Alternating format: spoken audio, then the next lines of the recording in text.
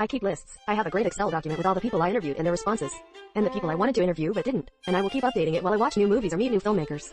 I imagine that every time I sit at the bottom of a glass and have time, I look at it and wonder, who is it? There can be 5 or 6 filmmakers, which I will add to the document and the website. Some directors who felt they had been there for a while asked me, you really want me to do this? And I said, yes, I do, because maybe there is something really relevant in your career right now.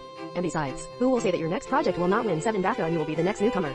Originally it was a project that I created for students I taught at the University of Gloucestershire. Today the filmmakers are presenting a series of short stories from filmmakers that we have followed with interest as part of the Short Week program. The directors include Alice Seabright, Rob Savage, Nick Rowland, Mustafa Zabati, Eva Riley and Kobe Adam, who give an overview of the project. So, yes, I originally designed it for aspiring filmmakers, but I think it would be interesting to read it to anyone who is interested in the film and its creation process, including established filmmakers. At first I went to my friends, but when I heard I wanted to do it with 100 directors, I had to start by asking people I only know and talking to someone else. Anyway, it's not an easy industry, but now, with COVID and the closure of the world, it's really hard, but I was very surprised at the generosity of all the directors and filmmakers involved. However, since Arnold is not happy with the upcoming release of what will undoubtedly be one of the most discussed 35mm releases of 2020, he has launched many of his recent directors into a sound in the development of Now, a free online resource with stories from more than 100 filmmakers working in the industry today. I could have released it and I was happy with those 41 original directors.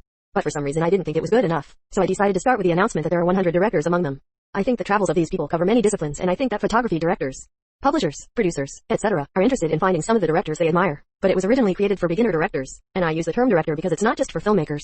I think it has a great appeal, but the most important people for whom it was created are young aspiring filmmakers who still work in their careers. I also think that the current filmmakers will be amazed by the honesty and conciseness with which they talked about the journey, the difficulties and challenges. As someone who did not make their first film, it was amazing to hear the stories of the filmmakers and the experience of making their first film.